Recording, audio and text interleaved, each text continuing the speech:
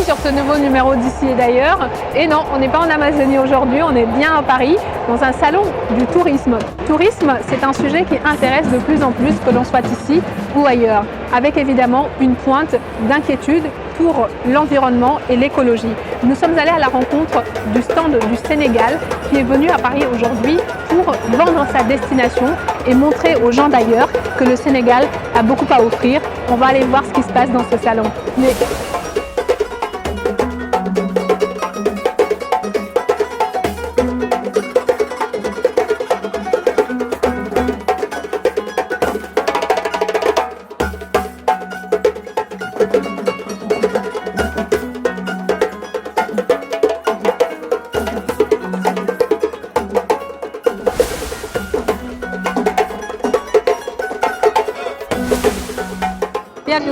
Ça va, Mike. Bonjour Nafio. Bah, Nafio, quand même, je suis sérère. Tu es sérère. Ouais. En fait, le sérère qui vient à Paris pour faire la promotion de Fatick, c'est en gros ça, quoi. Ouais, c'est en gros ça et faire, on va dire, la promotion du delta du Ciné Saloum. Pourquoi le Ciné Saloum? Bah, le Ciné Saloum, parce qu'en fait, c'est une région, c'est la plus belle région du Sénégal déjà. Donc, classé patrimoine T'es pas allé au Fouta, toi? T'es pas allé dans le Fouta? Non, c'est pas vrai ça. Le Ciné Saloum classé réserve mondiale de l'UNESCO et fait partie des plus belles baies du monde. Donc il y a un potentiel touristique énorme, donc c'est pour ça qu'on est là aujourd'hui pour présenter le Saloum et dire qu'il y a un potentiel touristique aussi des Saloum. La destination Sénégal à l'étranger, toi pendant les 4 jours de ce salon, comment tu as senti les visiteurs qui sont venus savoir quoi faire au Sénégal, comment se rendre au Sénégal? Alors personnellement, moi je trouvais que ce salon était quand même bien. Déjà que le stand Sénégal cette année, on a vu quand même il y a une amélioration, on a vu que le ministère a mis vraiment le paquet pour montrer notre visage du Sénégal et je pense que c'est très important, il faut les féliciter pour ça. Et deuxièmement, je trouve que en fait, ce salon a pu faire qu'on a noué des partenariats avec des gens de voyage qui sont en France, mais aussi rencontrer, moi qui habite dans la région du Ciné Saloum, rencontrer d'autres acteurs du tourisme au Sénégal qui habitent dans les autres régions. Et je pense que le tourisme va se développer aussi si nous, les acteurs du tourisme dans chaque région, on se rassemble et qu'on travaille ensemble. Le tourisme, maintenant, vous attendez plus les touristes, vous allez les chercher. Oui, on va les chercher et surtout, comme disait le ministre, c'est important le digital maintenant. Donc, tout c'est dans le digital et je pense qu'il faut travailler dans cette lancée pour faire venir les gens. Faire venir les gens ici à Paris. Comment, si les gens veulent venir au Sénégal, moi je veux aller dans le Ciné Saloum, comment je fais? Alors, nous on travaille, on est très présent, on fait beaucoup la promotion du Ciné Saloum du Sénégal, mais on est très présent aussi dans les réseaux sociaux et sur Internet. Donc tous les gens qui voudront venir au Sénégal, au Ciné Saloum, dès l'instant où ils seront sur Internet, ils pourront trouver très vite ces informations. En fait. On parle beaucoup de tourisme, de nouveau tourisme, ouais. Nouveau tourisme social, nouveau tourisme économique, écologique plutôt. Comment tu vois ça, cette nouvelle forme de tourisme? Alors, moi je vois ça, déjà, moi je veux dire, moi j'y suis. Parce que moi, le tourisme que je prône, en fait, c'est un tourisme responsable, équitable, solidaire. Parce qu'à travers nos... C'est-à-dire responsable, équitable, solidaire. C'est-à-dire, explique-nous. Alors, donc nous, ce que nous prenons, ce n'est pas un tourisme de masse. Déjà, nous sommes dans une région naturelle où c'est des îles, comme je disais, avec des habitants des villages de pêcheurs. Donc nous, notre tourisme, c'est de vraiment montrer ce visage-là, en fait. Amener les touristes dans ces villages-là, qui soient en parfaite harmonie avec... Mais qu'est-ce que les villageois sénégalais gagneraient à accueillir des touristes d'ailleurs? Qu'est-ce qu'ils y gagnent? Alors, qu'est-ce qu'ils y gagnent? Déjà, on sait que le Sénégal, c'est le pays de la Teranga. Ils accueillent ces touristes-là. Et à notre niveau, c'est tous les fonds que ces touristes-là peuvent amener, ces villageois-là sont bénéfiques. Parce que pour donner juste un exemple, si on doit faire une excursion dans le Saloum de 3 jours, tous nos produits sont achetés avec ces villageois-là. Leurs poissons, les fruits de mer, tout ça. Donc ils gagnent quelque chose en fait. Donc c'est en fait un donnant-donnant entre les touristes et vous. Exactement. Donc toi, yow da ngaa jógee ba Fatick ñëw fii. Alors man dama jógee ba Fatick ñëw bien sûr ñëw fii parce que je pense que comme li ma doon wax léegi Fatick. Séeréer génn na. Séeréer génn. Bah séeréer nag yaa ngi génn xoolal àdduna bi séeréer rek ay séeréer ñu. pël yi ñoo yaa ngi génn séeréer dañu doon toog seen biir. pël yi dañu yóbbu seen nag yooyu rek di dox xam nga pël yi moom mooy loolu quoi. Non mais du coup en fait finalement yow qu'est-ce que tu auras retenu de la destination Sénégal vue d'ailleurs? Nit ñi naka la ñu gisee Sénégal de l'étranger? Alors voilà, moi personnellement c'est une satisfaction, même quand je pose la question aux gens comment voient le Sénégal. Déjà, le Sénégal, je pense qu'on peut, Dieu merci, on est à l'abri de pas mal de problèmes en fait. la cohésion. À chaque fois que je parle du Sénégal, les gens, la première chose qu'ils me disent, ils disent vous avez la cohésion, vous avez la teranga, vous avez surtout la paix. Et je pense que ça c'est un facteur important dans le monde d'aujourd'hui, d'avoir la paix au Sénégal et de pouvoir offrir des produits dans le domaine culturel, tout ce qui est nature, qui soit voilà, à portée de tout le monde. Et je pense que voilà, les gens... Tu penses que le Sénégal va prospecter de nouveaux touristes, entre guillemets, à l'étranger? Est-ce qu'on aura les infrastructures pour les accueillir si tout le monde vient visiter le Sénégal?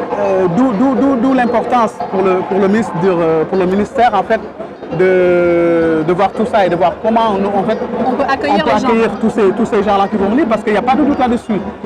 D'ici les années à venir, la destination Sénégal, la destination du Sine Saloum sera incontournable dans le tourisme du Sénégal. Exactement.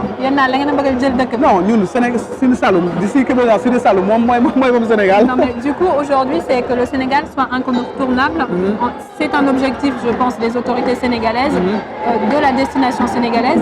On va écouter ce que le ministre et d'autres personnes vont nous dire pour voir quelles sont les infrastructures qui sont mises en place justement pour répondre aux besoins des acteurs, mais aussi des touristes qui viendraient éventuellement visiter le Sénégal.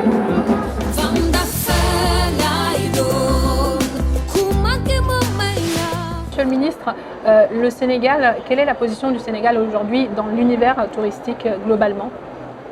Le Sénégal est un grand pays touristique. Et en venant ici au Salon Topresa, nous avons voulu justement consolider les acquis du Sénégal dans le plus grand marché émetteur des touristes étrangers qui viennent au Sénégal, qui est le marché français, qui fait 45, parfois 47% de part de marché. Donc il était important de venir ici à Paris pour consolider cela.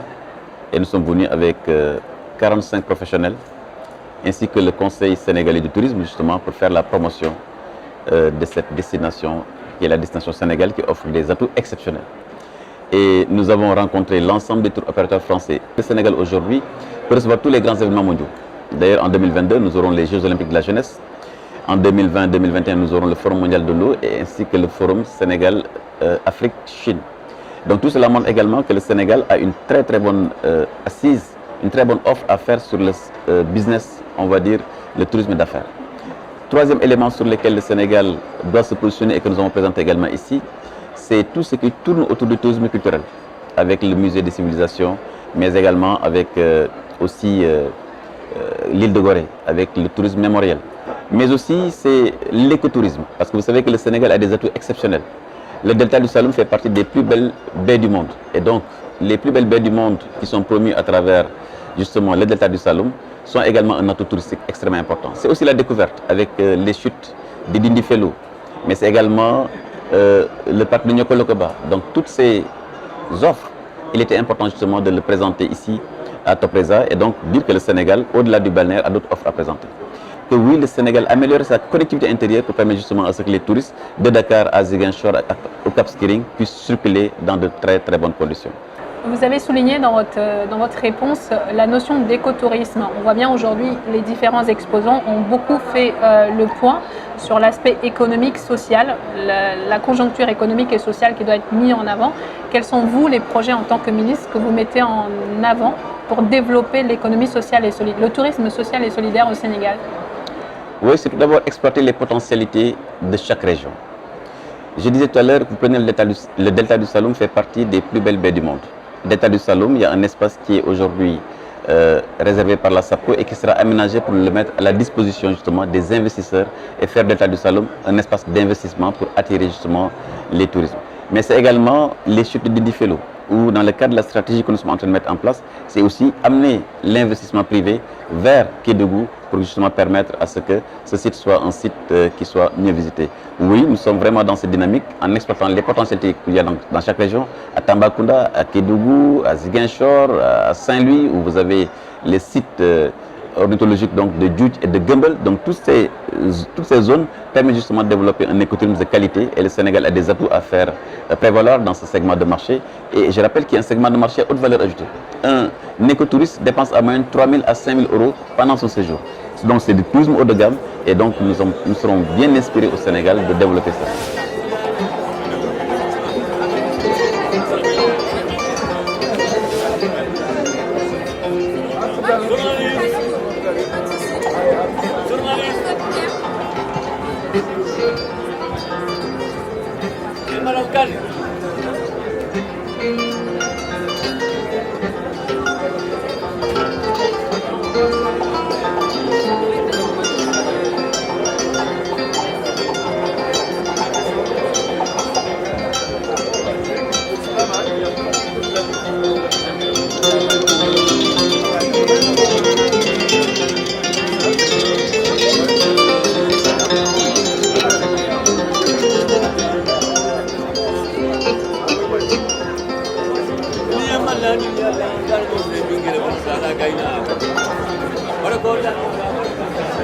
Signature.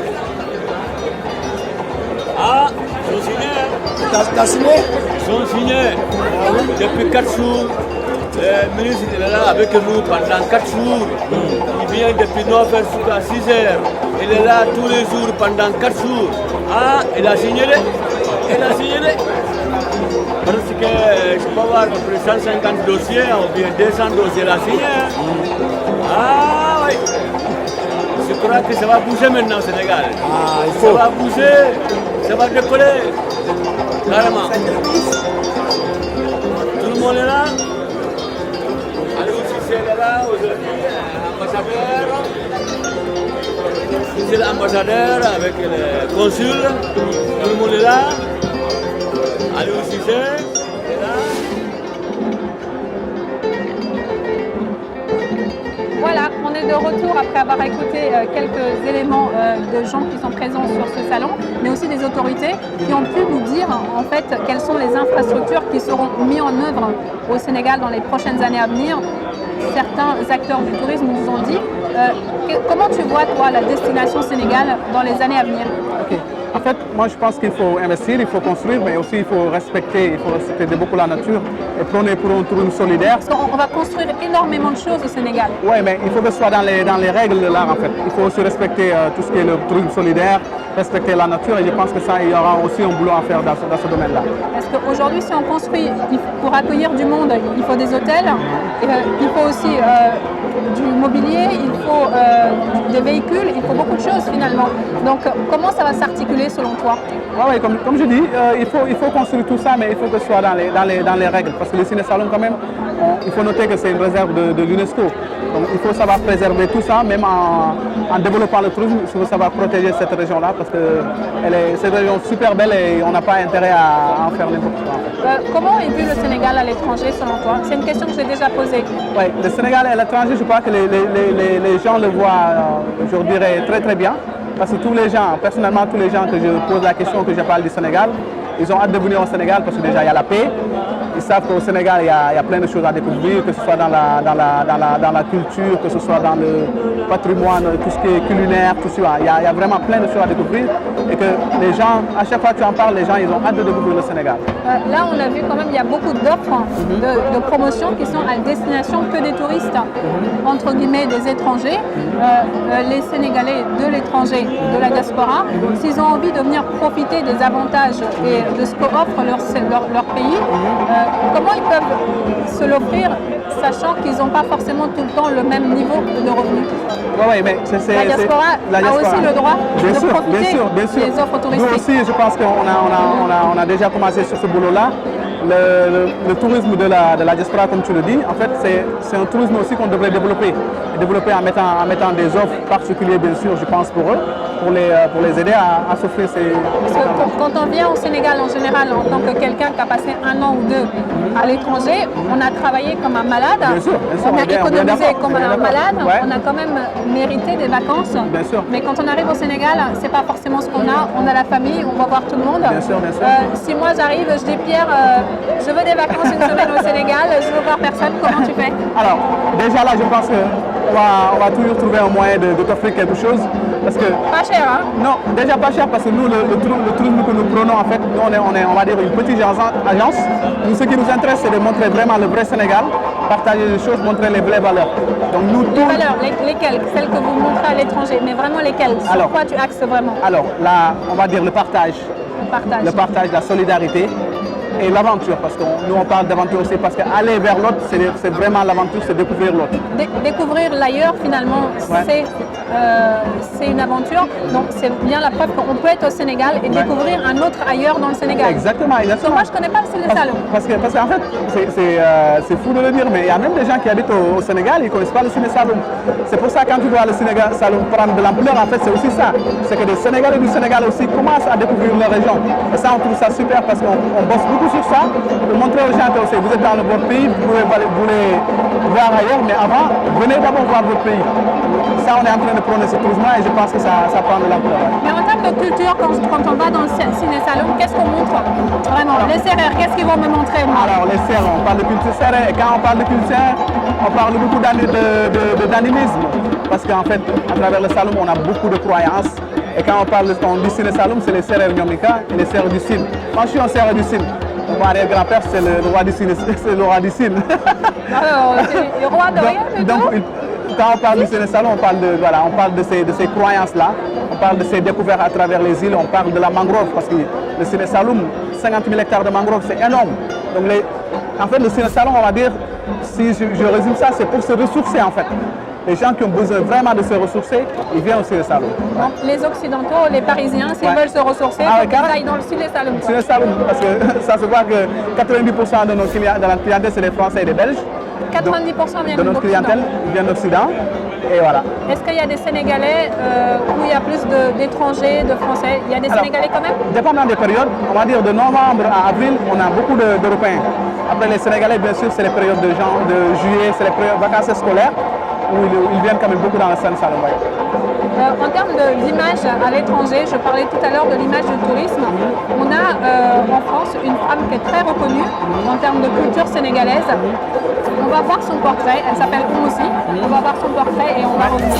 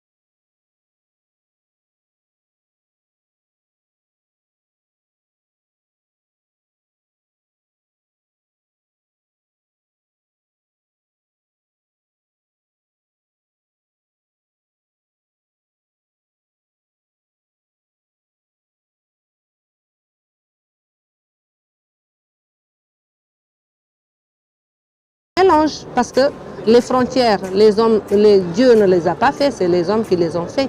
Mais on a un pied-à-terre qui est le Sénégal. On veut bien que vraiment vendre la destination Sénégal d'abord avant d'aller faire autre chose. Je préfère rester chez moi, prendre la matière première là-bas, la travailler et l'envoyer et amener l'argent au Sénégal. Au Sénégal, il n'y a pas que les Peuls.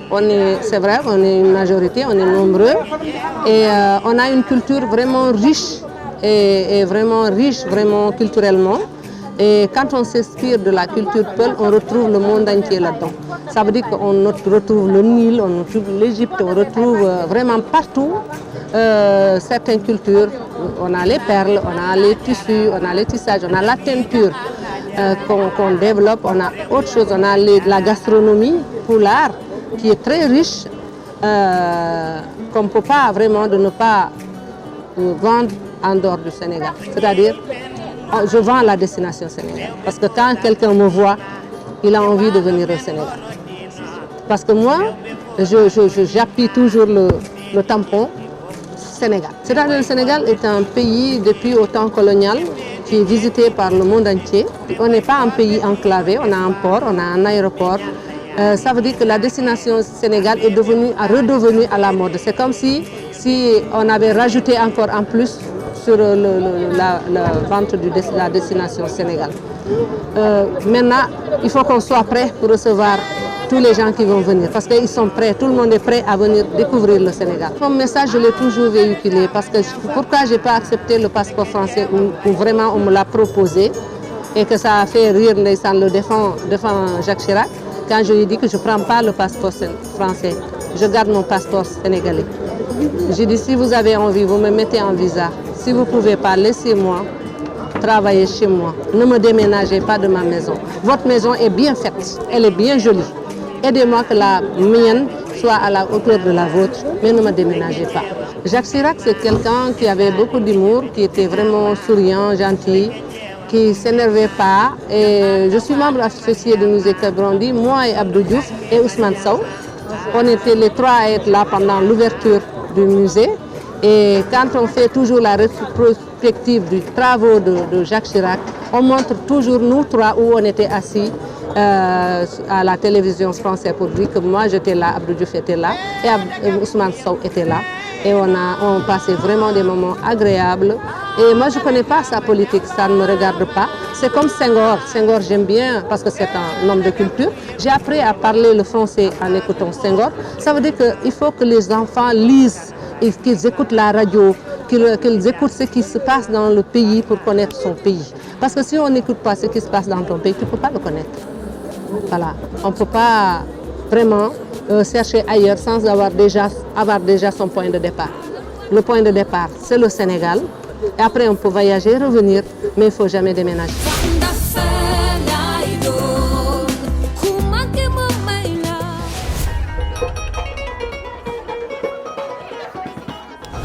Conduite par le ministre du Tourisme, la destination sénégalaise a mis les bouchées doubles pour un stand et des animations à la hauteur de l'événement. En dehors des partenariats économiques, la destination Sénégal a su mettre en avant sa culture et son sens de l'accueil pour donner l'envie aux gens d'ailleurs de venir ici la découvrir.